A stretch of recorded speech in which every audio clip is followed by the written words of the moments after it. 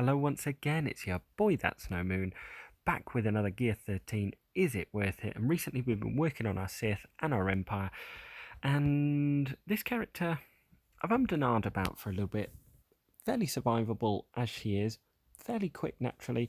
I will explain as I've got a little bit of footage, and where I'm at in the game is this is more so for Squad Arena and beating Galactic Legend Rays as well, because I find this super reliable, and I'll go through it as well with you.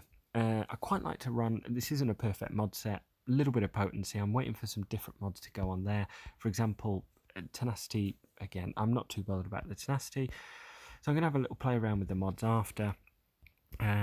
Basic speed is 280, so it's a quick set for not having speed.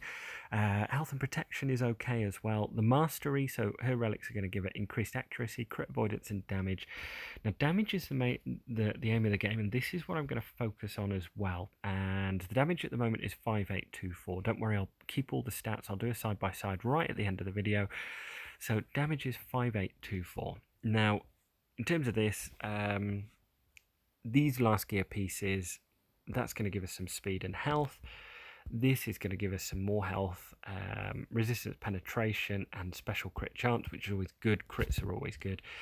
And finisher piece, a little bit rough. It does share with Wat Tambor, Scion as well if you're going for bug counter, Asajj for your leadership. This injector head is used by like quite a lot of characters, so just double check before doing this if you've got, I'm sure General Anakin Skywalker uses one as well, so just be careful with this. I'll go over to the footage first and then I'll do the upgrade, and I'll sort of speak through with my thoughts on this character at gear 12, because to beat a Galactic Legend Ray, you don't actually need her to be gear 13, which is great news. So here we're up against, I can't remember who it is in the arena, but he's got a pretty quick again, weapon tech's going to go over. This gives like 15% turn meter, so I've got to adjust so she goes before Darth Revan. If you get fear there, then it's a lot easier because he loses the taunt, so you can go straight in. Reason I do like to do it with Geobrood Alpha is because he can then go in and dispel that taunt. So turn meter is fairly important, and then I can go over Fracture Ray. Now, in terms of this, I'll be pausing and stopping just to show you her damage. So always, I want to ability block wherever I can. That's super important in terms of dealing with that whirlwind, that massive damage that she's got.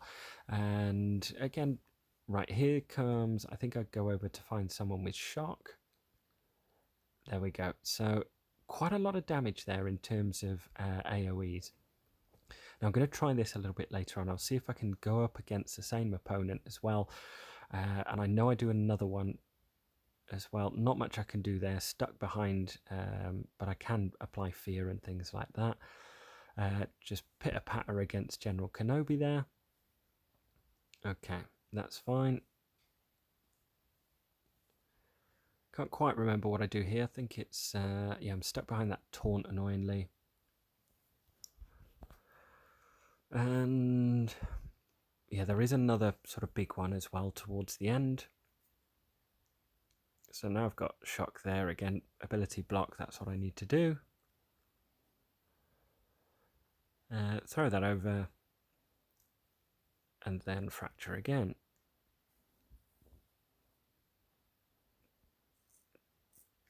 So yeah, it's actually fairly easy. There's a lot of things that you can do. There's a few things that can go wrong.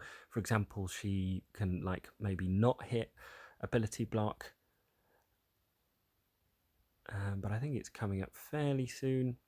Again, if you're stuck behind taunt, Geobrood Alpha is absolutely fantastic. And there's the second shot. So again, pretty easy here now. Just focus down on Rey, and with the death mark, she'll soon disappear. So in terms of damage, that's where we're at with it. So as you can see there from the battle, I didn't really have to worry about getting her over the 300 speed mark. As I said, the reason I like potency as opposed to speed on this is because my best bet is to go down that route, and the more I can land ability block on Rey, the better it's going to be. So let's go ahead, let's hit the upgrade button, and let's take the plunge. So the last piece is going to be tactics, which is also damage. So it increases physical damage, special damage. 8 speed is always a bonus because I can lose a bit more speed somewhere to maybe go on the offense. 400 special damage, which is going to be great. Resistance penetration is also good.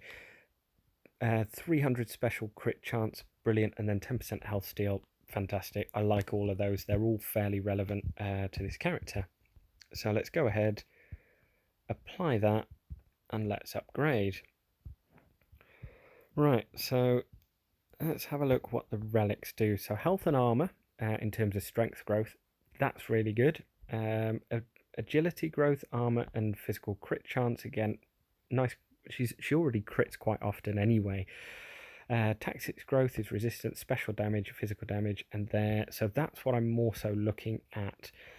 So let's see if I can get her up a decent whack, and then we'll move a couple of mods around, and then I want to see if I can find the same guy in arena, and then go back and have another look and see whether it is more so a luxury or whether it is actually worth it. And I'll see if I can. I've got plenty of crystals as well. Yeah, let me go to 4 actually. Right, so magic of TV, let's go to 4. So health and armor have taken a pretty good bump. Crit avoidance +6 is always nice as well. Let's go and have a look at this now. So obviously we've got that 8 speed.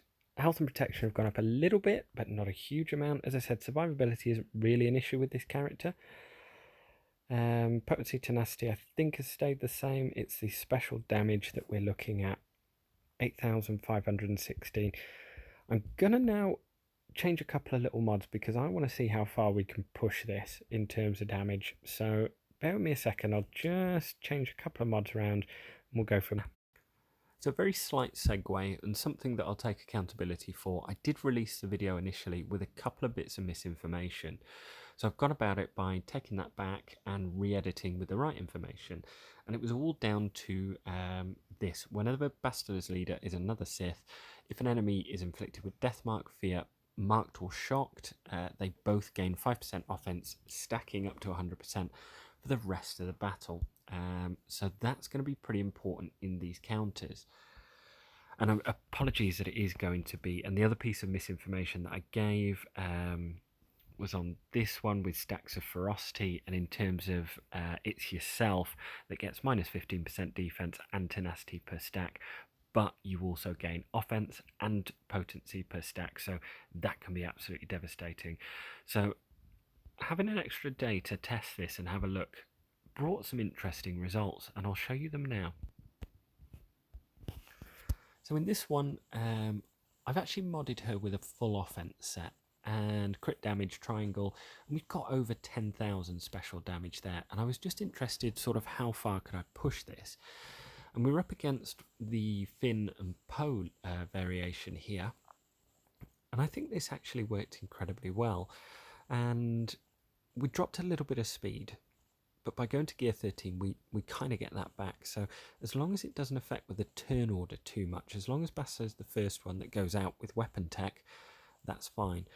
But I think it's common knowledge out there that you need a speed set on her, and I don't believe you do. And I'd like to hear your thoughts on this after seeing this bit of captured footage, because the only thing more annoying than going up against Rays and losing to them in arena is getting timed out with one. And if you are doing that battle and you are fighting that good fight for free to play, this is going to be pretty key.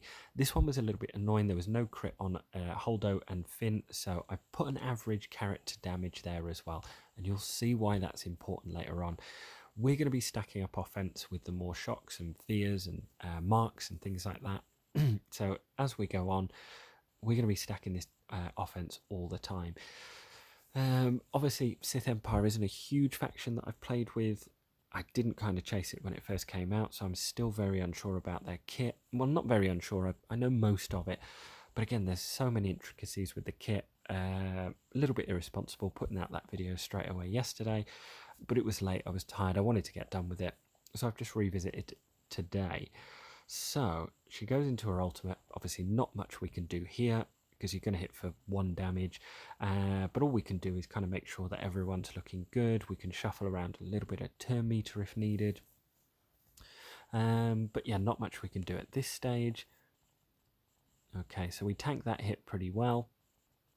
Again, that's why it is kind of important to have Thrawn, Gear 13, and those characters at Gear 13. There's a bit of extra survivability.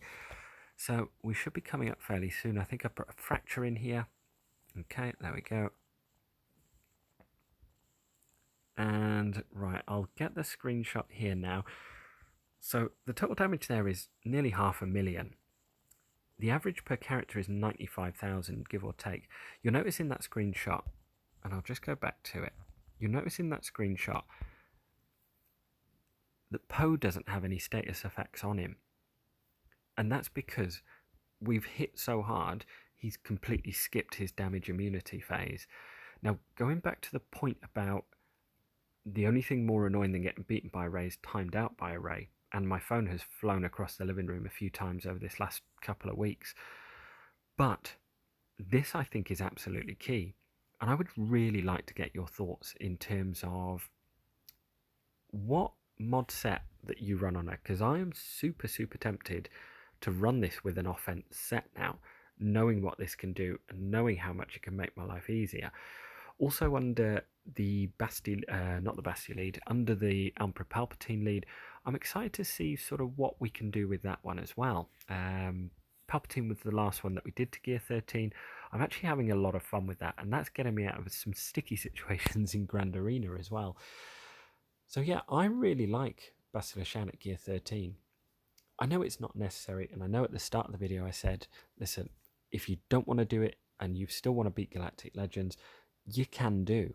That's not an issue because it is fairly survivable. But the extra damage that you get from it has made my life a huge amount easier in getting through these Ray teams.